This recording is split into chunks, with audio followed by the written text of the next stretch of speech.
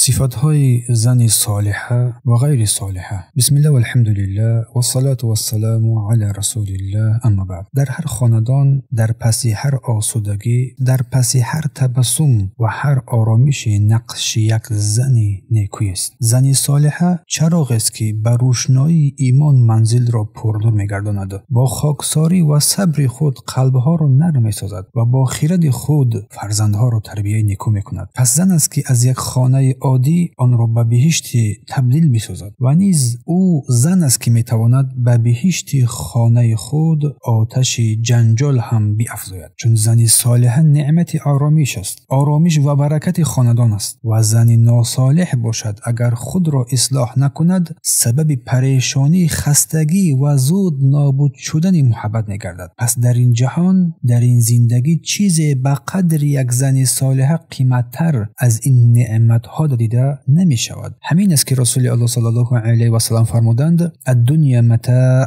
دنیا متاع است و خیر متاعها المرأة الصالحه، و بهترین متاع این دنیا زن صالحه است. همین است که علما فرمودند اصلاح زن اصلاح خاندان است، فسادی زن فسادی خاندان و جامعه و ملت است. پس بیاییم امروز با هم در بیان فرقیت میان زن صالحه و زن ناصالحه شناسایی پیدا نماییم و بدونیم که چی چیز خانه ها رو می سازد و یا چی چیز خانه ها رو می سوزاند و ویران می کند. چی کسی از زنان بر تو محبت می آورد و چی کسی اون محبت را می گیرد و می سوزاند و چگونه در این راه ما قدم بینیم. بسم الله. برادران و خواهران گرامی قدر، امروز در این دو نقطه مهم زن صالحه و زن ناصالحه صحبت می نماییم. اولا بیایید بر قسمت اول این اهمیت بدهیم. زن صالحه. زن صالحه پروردگار خود را به هر حال راضی می گرداند و شوهر خود را احترام می کند و با لطف و مهربانی با او روبرو می شود و خانه خود را هرگز ترک نمی کند و سیر خاندان خود را نیز فاش نمی گرداند و آواز خود را در نزد شوهر و خانواده خود هم بلند نمی کند. برای فرزندان مادری مهربان است و شیرده و غمخوار است. خانه اش مثل یک بهشت است، پر از محبت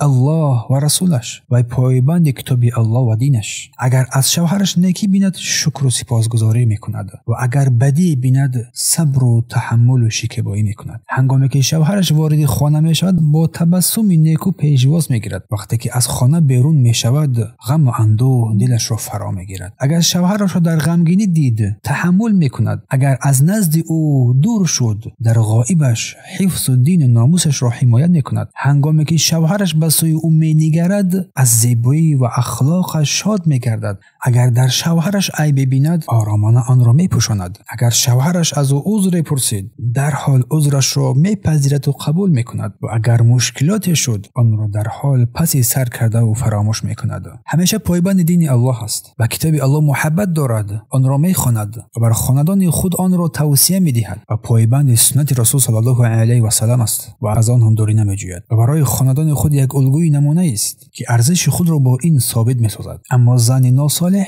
یعنی که بی اندازه بد، همیشه نمازش ضایع است، فرضهایش ناقص است، فرزندانش گرسنه، زبانش دراز است و لباسش کوتاه، نیکی ها را فراموش کرده پنهان میکند، بدی ها را آشکار کرده فراوان میکند، در مصیبت ها صبری ندارد، هنگام بیرون شوی زیباترین لباس را به بر مینماید با آرایش کامل و هنگام داخل شدن با تمام سختی بد اخلاقی و بدگمانی میپردازد. کلامی سخت دارد و آوازی بلند، بی سبب گریه میکند و بی شگفت میخندد. در خاندان با شوهرش برای سبکی وضعیت را دشوارتر میکند، سنگینتر مینماید، همیشه در شکایت است در حالی که خود ظالمانه کار میکند. پس نمازهای پنجگانه اساس صالح بودن است. فرضهای الهی را ادا نمیکند، اگر ادا میکند در آنها کمبود ها و تنبلی ها دارد. کتاب الله را در دست نمیگیرد، اگر بر دست گرفت هم حق آن را ادا نمی کند، با آن عمل نمی کند. اگر شوهرش را در خانه ندید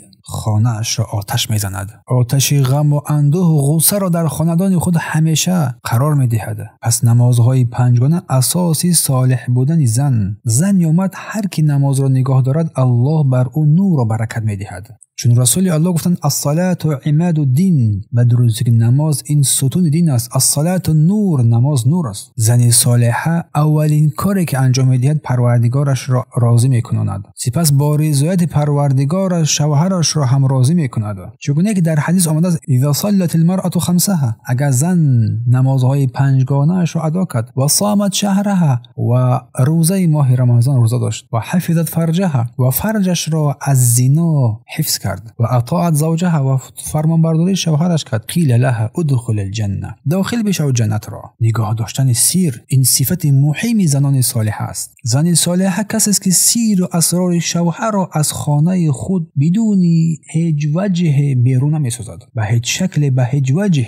شکر و صبر، شکر در نعمت، صبر در سختی. پس عقل و دین ارکان سعادتمندی است. خود معامله و خوش قیافه نزد شوهر. زن صالحه وقتی شوهرش داخل خانه می شود خوشحال می گردد. یعنی بهتر عمل کردن، بهترین عمل گردانیدنی زن در خاندان خود خوش معامله بودن و خوش قیافه بودن، نقش زن در خانه. چگونه که علما می‌فرمایند خوش معامله زن با شوهر از بزرگترین سبب‌های محبت و استواری خاندان می‌گردد. پوشیدن عیب‌های شوهر و آن چیزی که در خانه می‌گذرد، این معنای با عقلی، با فراست و خیرت داشتن زن و حفظ خاندانی را می‌نماید. چگونه که علما فرمودند زن عاقله عیب شوهرش را آشکار نمی‌کند و او را به هیچ وجه در هیچ جای شرمنده هم نمی‌سازد. اما طبیعت زن ناصالح باشد زبان دراز، سبب خرابی خانه به هر حالت، لباس کوتاه،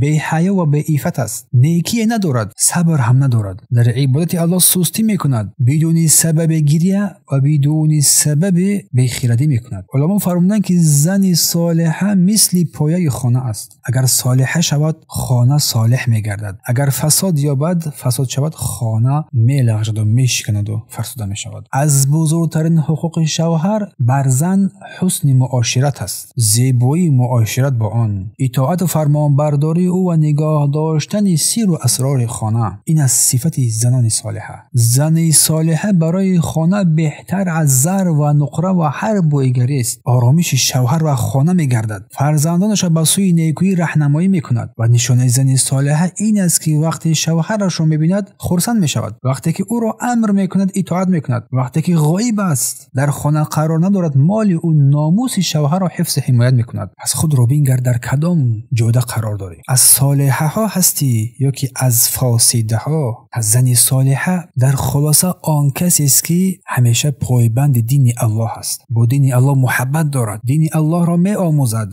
و همیشه با شوهر خود با معامله نیک، اخلاق نیکو روپرو میگردد و به هیچ وجه سیر و اسرار خانه را فاش نمی کند، علاوه بر این شکر و سپاسگزاری می کند.